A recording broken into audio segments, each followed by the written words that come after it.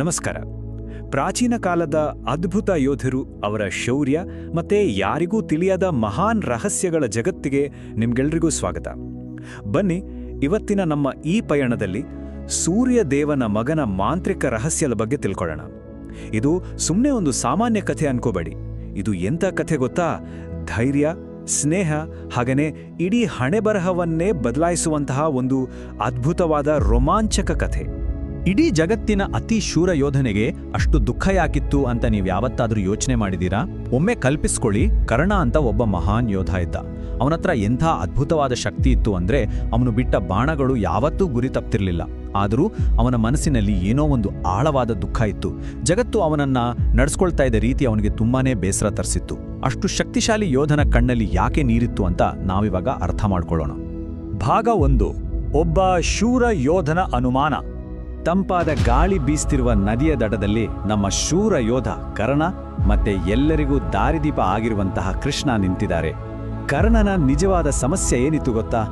ಸಮಾಜ ಅವನನ್ನ ಯಾವಾಗ್ಲೂ ಅವನ ಹುಟ್ಟಿನಿಂದ ಅಳಿತಾ ಇತ್ತು. ಅಂದ್ರೆ ಅವನು ಯಾವ ಕುಲದಲ್ಲಿ ಹುಟ್ಟಿದ ಅನ್ನೋದನ್ನ ಮಾತ್ರ ನೋಡ್ತಾ ಇದ್ರು. ಆದರೆ ಒಬ್ಬ ವ್ಯಕ್ತಿಯನ್ನ ಅವನ ಶೌರ್ಯದಿಂದ ಗೌರವಿಸಬೇಕು ಅನ್ನೋದು ಕರ್ಣನ ಆಸೆಯಾಗಿತ್ತು. ಕೇವಲ ತಾನೊಬ್ಬ ಸಾರಥಿಯ ಮಗ ಅನ್ನೋ ಒಂದೇ ಕಾರಣಕ್ಕೆ ಅವನಿಗೆ ಸಿಗ್ಬೇಕಾದ ಮರ್ಯಾದೆ ಸಿಗ್ತಾ ಇರಲಿಲ್ಲ.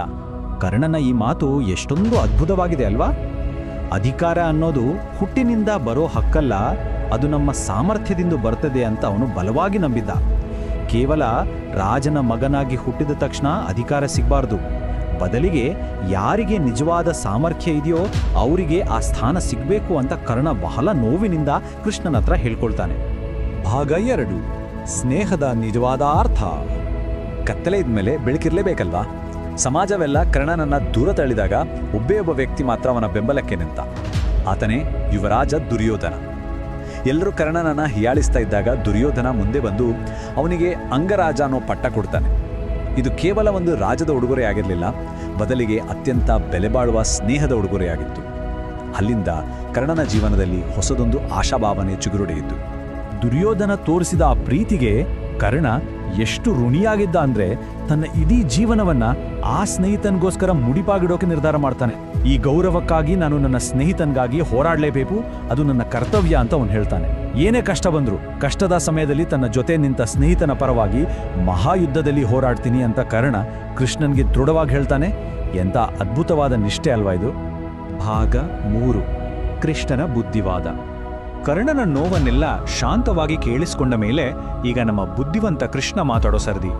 ನಾವು ಆಗಾಗ ಈ ಹಣೆಬರಹ ಅಥವಾ ಡೆಸ್ಟಿನಿ ಅನ್ನೋ ಪದನ ಕೇಳಿಸ್ತಾನೆ ಇರ್ತೀವಿ ಅಲ್ವಾ?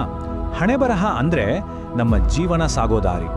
ಆದರೆ ಕೃಷ್ಣ ಇಲ್ಲಿ ಹೇಳೋ ಒಂದು ಮುಖ್ಯವಾದ ವಿಷಯ ಏನಂದ್ರೆ, ಹಣೆಬರಹ ಅನ್ನೋದು ಮೊದಲೇ ಬರೆದಿಟ್ಟಿರುವ ಬದಲಾಯಿಸಲಾಗದ ಅಕ್ಷರ ಅಲ್ಲ. ಇವತ್ತು ನಾವು ಮಾಡೋ ಆಲೋಚನೆಗಳು ಮತ್ತೆ ನಮ್ಮ ನಿರ್ಧಾರಗಳಿಂದ ನಮ್ಮ ಭವಿಷ್ಯನ ನಾವೇ ಖಂಡಿತವಾಗಿ ಬದಲಾಯಿಸಬಹುದು. ಕೇವಲ ಒಂದು ನಿರ್ಧಾರ ನಿಮ್ಮ ಭವಿಷ್ಯವನ್ನ ಸಂಪೂರ್ಣವಾಗಿ ಬದಲಾಯಿಸಬಹುದು ಅಂತ ಕೃಷ್ಣ ಅತ್ಯಂತ ಪ್ರೀತಿಯಿಂದ ವಿವರಿಸ್ತಾನೆ. ಸ್ನೇಹಿತನಿಗೆ ಸಹಾಯ ಮಾಡೋದು ಒಳ್ಳೇದೇ, ಆದ್ರೆ ಆ ಸ್ನೇಹ ಮಾಡ್ತಿರೋ ಕೆಲಸನೇ ತಪ್ಪಾಗಿದ್ರೆ ಅವನ ಜೊತೆ ನಿಲ್ಲೋದು ಸರಿಯಾದ ನಿರ್ಧಾರ ಖಂಡಿತ ಅಲ್ಲ. ಸರಿ ಮತ್ತೆ ತಪ್ಪುಗಳ ನಡುವೆ ಯಾವಾಗ್ಲೂ ಸರಿಯಾದ ದಾರಿಯನ್ನ ಆರಿಸಿಕೊಳ್ಳೋದು ಬಹಳ ಮುಖ್ಯ ಅಂತ ತಿಳಿ ಹೇಳ್ತಾನೆ. ಭಾಗ 4. ಸೂರ್ಯದೇವನ ರಹಸ್ಯ. ಇಲ್ಲಿಂದ ಕತೆ ಒಂದು ರೋಚಕ ತಿರುವು ಪಡ್ಕೊಳ್ತೆ. ಕೃಷ್ಣನು ಕರ್ಣನ ಜೀವನದ ಅತಿ ದೊಡ್ಡ ಸತ್ಯನ ಬಿಚ್ಚಿಡ್ತಾನೆ. ಮೊದಲನೇದಾಗಿ, ಕರ್ಣ, ನೀನು ಯಾವತ್ತೂ ಸಾರಥಿಯ ಮಗನಲ್ಲ. ಎರಡನೇದಾಗಿ, ಯಾವ ಪಾಂಡವರ ವಿರುದ್ಧ ನೀನು ಹೋರಾಡಕ್ಕೆ ನಿಂತಿದ್ಯೋ ಆ ಪಾಂಡವರ ತಾಯಿ ರಾಣಿ ಕುಂತಿನೇ ನಿನ್ನ ನಿಜವಾದ ತಾಯಿ. ಮತ್ತೆ ಮೂರನೇ ಅತಿ ದೊಡ್ಡ ಆಘಾತಕಾರಿ ಸತ್ಯ ಏನಂದ್ರೆ, ಸಾಕ್ಷಾತ್ ಸೂರ್ಯದೇವನೇ ನಿನ್ನ ತಂದೆ. ಎಂತಹ ಅದ್ಭುತ ರೋಮಾಂಚನಕಾರಿ ಸತ್ಯ ಅಲ್ವಾ ಇದು? ಭಾಗ 5. ಒಂದು ಮಾಂತ್ರಿಕ ಹಣೆಬರಹ. ಹೌದು, ಕೇವಲ ಒಬ್ಬ ಸಾಮಾನ್ಯ ಯೋಧ ಅಂತ ಕರೆಸ್ಕೊಳ್ತಾ ಇದ್ದ ಕರ್ಣ ಈಗ ಒಂದು ಮಾಂತ್ರಿಕ ಹಣೆಬರಹದ ಒಡೆಯ. ಆಕಾಶದಲ್ಲಿ ದಿನಾಲೂ ಬೆಳಗುವ, ಇಡೀ ಜಗತ್ತಿಗೆ ಬೆಳಕು ನೀಡುವ ಆ ಮಹಾನ್ ತೇಜಸ್ವಿ ಸೂರ್ಯನಾರಾಯಣನೇ ನಮ್ಮ ಕರ್ಣನ ತಂದೆ. ಚಿನ್ನದ ಬಣ್ಣದಲ್ಲಿ ಹೊಳೆಯುವ ಅಪಾರ ಶಕ್ತಿ ಹೊಂದಿರುವ ಸೂರ್ಯದೇವನ ಅಂಶದಿಂದಲೇ ಕರ್ಣ ಜನಿಸಿದ್ದ. ಅವನಲ್ಲಿದ್ದ ಆ ಅದ್ಭುತವಾದ ಶೌರ್ಯ, ಆ ತೇಜಸ್ಸು, ಇದೆಲ್ಲವೂ ಸಾಕ್ಷಾತ್ ಆ ಸೂರ್ಯದೇವನಿಂದಲೇ ಬಂದಿತ್ತು.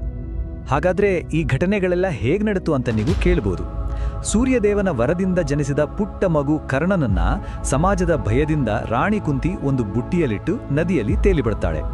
ಆ ಮುದ್ದಾದ ಮಗುವನ್ನ ಸಾರಥಿ ಅಧಿರಥ ಮತ್ತೆ ಅವನ ಹೆಂಡತಿ ರಾಧೆ ನೋಡಿ ಬಹಳ ಪ್ರೀತಿಯಿಂದ ತಮ್ಮ ಸ್ವಂತ ಮಗನಂತೆಯೇ ಸಾಕಿ ಬೆಳೆಸ್ತಾರೆ. ಇದರಲ್ಲಿ ಅತಿ ಮುಖ್ಯವಾದ ವಿಷಯ ಏನಂದ್ರೆ, ಕರ್ಣ ಹುಟ್ಟಿದಾಗ್ಲೇ ಒಂದು ವಿಶೇಷವಾದ ಮಾಂತ್ರಿಕ ಉಡುಗೊರೆಯನ್ನ ಪಡ್ಕೊಂಡು ಬಂದಿದ್ದ.